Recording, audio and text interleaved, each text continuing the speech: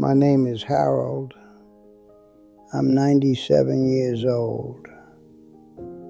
And the truth about living longer is not what my generation was told. We were told to work hard, to stay strong, to push through discomfort, to keep going no matter what. And for a long time, that seemed right. We believed longevity came from effort, from discipline, from doing more than the next man. But if you live long enough, you begin to see something different. You begin to see who lasts and who fades early. And it's not always the strongest, not always the most disciplined. It's often the ones who carried life differently. That's the part no one told us. We were taught how to build a life, but not how to carry it. And how you carry your life determines how long you can hold it. When I was a young man, I didn't think about living to 97. That wasn't a goal. You don't think that far ahead. You think about responsibility, providing, keeping things together. And that's what I did. I worked long hours. I handled what needed to be handled. I didn't complain. I didn't stop. And I believed that was the right way to live. But there was something I didn't notice at the time. Something quiet. Something that didn't show up right away. The weight. Not physical weight, the kind you carry inside. Stress, pressure, unspoken thoughts. Things you don't deal with because there's no time. And we carried that weight like it was part of being a man, like it was expected. You don't talk about it. You don't question it. You just keep going. But the body remembers, even if you don't. It holds on to what you carry. And over time, that shows. Not all at once. Slowly. I saw it happen to men around me. Good men. Strong men. Men who worked harder than anyone else. But they were always tense. Always carrying something. Always pushing through. And one by one, they wore down. Some earlier than expected. Some quietly. But it happened. And at first we didn't question it. We called it age. We called it bad luck. But I began to notice something. It wasn't just age. It was how they lived. How they carried things. That's when I started paying attention. Not to what people said, to what I could see.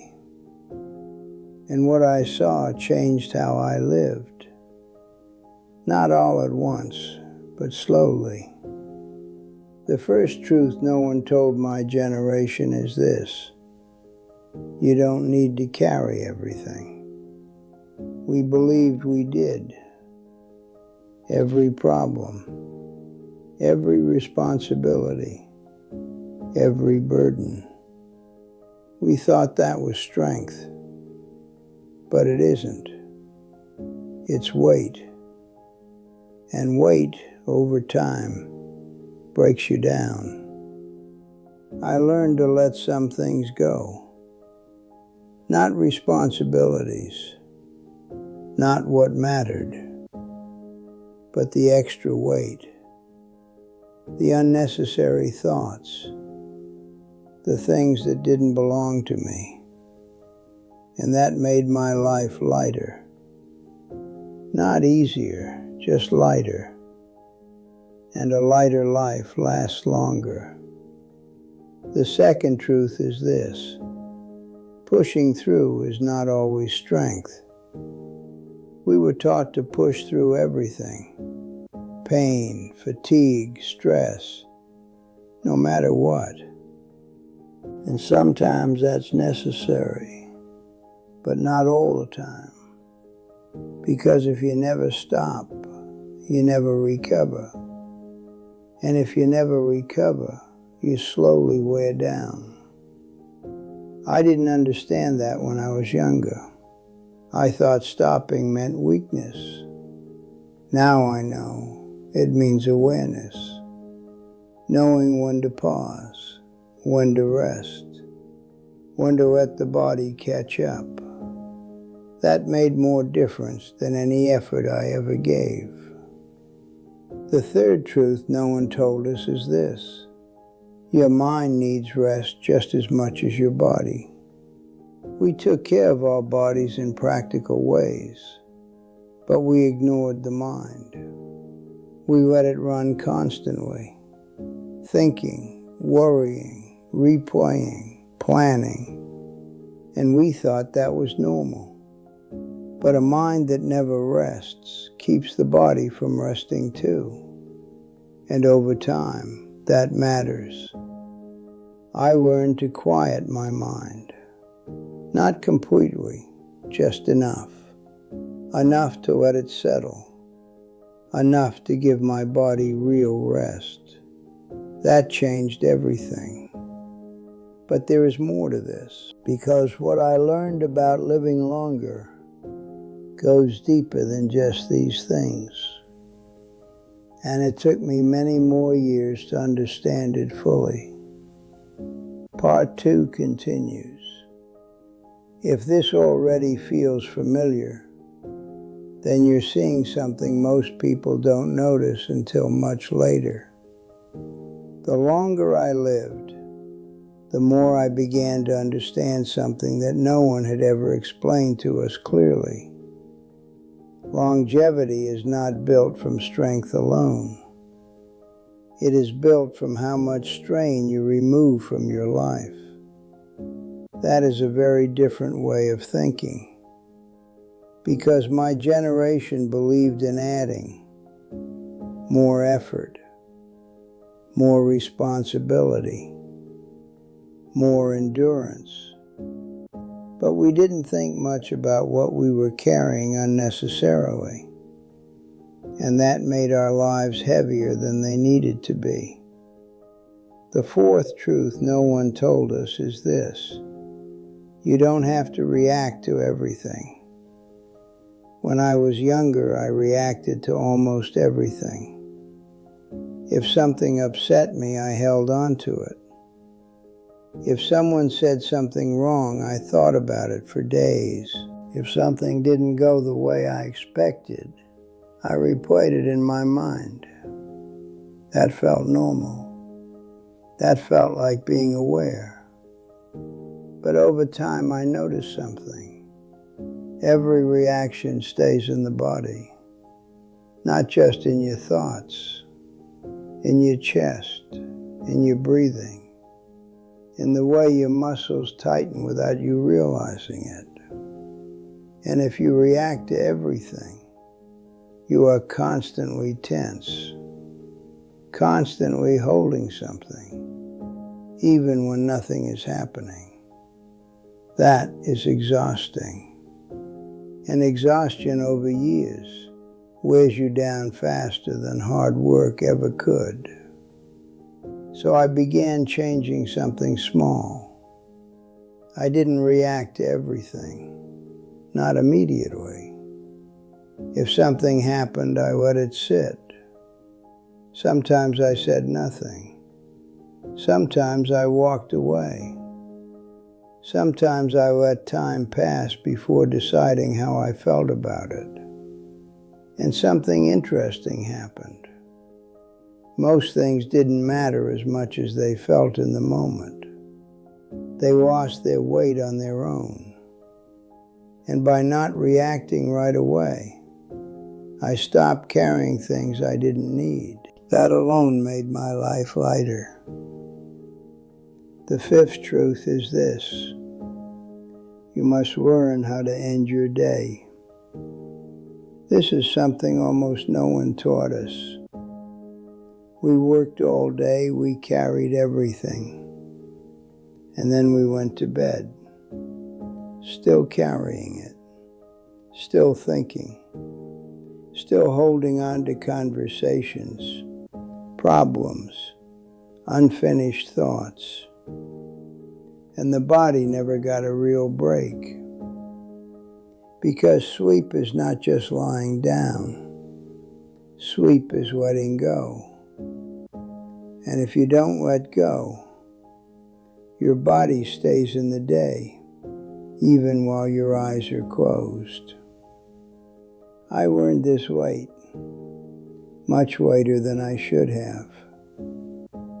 I remember nights where I would lie awake, not because I wasn't tired, but because my mind was still working, still holding on to things that had already happened. So I began doing something simple. Before I went to bed, I let the day end. Not in a formal way, just in a quiet way. I would sit for a few minutes. No noise, no distraction. And I would let the day pass through my mind one last time. And then I would tell myself, it's done. That was it. And over time, my body understood that signal, that the day was finished, that nothing needed to be carried forward. And my sleep changed. It became deeper, more complete, because I wasn't holding on to everything anymore. The sixth truth is something I didn't understand until I was already in my 70s, and it may be the most important one. You must allow your life to be enough. This is difficult because we are taught to keep improving, keep building, keep reaching, and that has its place. But if you never feel like your life is enough, you will never feel at rest. There will always be something missing, something else to fix, something else to achieve. And that constant reaching creates a quiet tension, a feeling that you are never quite where you should be. I lived that way for years, not in a dramatic way, just in the background, always thinking there was something more I needed to do, something more I needed to become. But over time, I began noticing something. The people who seemed the most at peace were not the ones who had the most. They were the ones who had accepted what they had, not given up, not settled, just accepted. And that acceptance created something powerful. It created stillness, a kind of calm that doesn't depend on what happens next. I began practicing that, not perfectly, but intentionally. I started noticing what was already here, what was already working, what was already enough. And slowly that feeling replaced the constant reaching. My life didn't become perfect, but it became steadier. And that steadiness matters. because a life that feels steady is easier to carry for a long time. By the time I reached my 80s, these truths had become part of how I lived. Not things I thought about, things I did naturally. I didn't react to everything. I let my days end. I allowed my life to feel complete, even when it wasn't perfect. And that changed something deep inside me. Not dramatically, but steadily. My body felt less strained. My mind felt quieter. My days felt more manageable. And I began to understand something I wish I had known much earlier. Living longer is not about adding more years. It is about removing what wears you down. That is what most people miss. They focus on what to do, what to take, what to add. But they don't look at what they are carrying. And what they are carrying is often what shortens their life. But there is one more truth, the one that ties everything together, the one that explains why so many people misunderstand longevity completely. Part 3 continues. If this made you pause and think about your own habits, then you're already seeing what most people don't notice until it's too late. The final truth took me the longest to understand. Not because it was complicated, because it went against everything I had been taught. The truth is this: living longer is not about trying to live longer. It is about not shortening your life without realizing it. That may sound simple, but it changes everything. Because most people are not losing years all at once. They are losing them slowly, through tension they never release, through habits they never question, through a way of living that quietly wears them down, and they don't see it happening because it feels normal. That's what happened to many men I knew. They didn't collapse suddenly. They faded slowly. Their energy dropped. Their bodies stiffened. Their mind stayed busy but not clear, and they called it aging. But I saw something else. I saw accumulation, years of caring too much, years of not resting properly, years of reacting, pushing, holding on. And over time, that became their condition. I didn't avoid aging, no one does. But I avoided some of that accumulation, not by trying to, by changing how I lived, little by little. I stopped carrying what didn't belong to me. I stopped reacting to everything. I stopped trying to control what I couldn't. I let my days end. I allowed my life to be enough. And those small changes remove something, strain. And when you remove enough strain, the body continues. That is what longevity is. Continuation, not perfection, not strength, just the ability to keep going without being worn down too quickly. At 97, I don't feel young. That's not the truth. My body is slower. My movements are careful. There are things I cannot do anymore, but I don't feel burdened. And that is the difference. Because many people feel burdened long before they reach this age.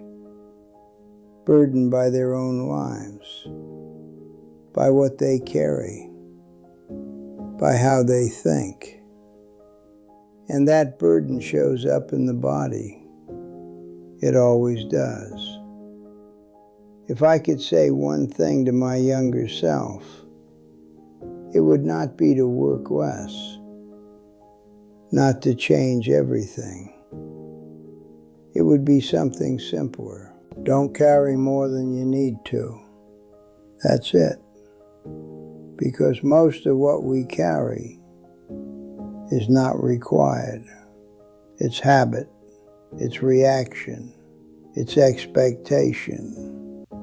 And once you start putting those things down, your life changes. Not outside, inside. And that change affects everything. Your mind becomes quieter. Your body becomes lighter. Your days become more manageable. And when your days are manageable, they can continue for a long time. That is the truth no one told my generation. We were taught how to endure, but not how to ease. And ease is what allows endurance to last. If this stayed with you, even for a moment, then you already understand more than most people realize.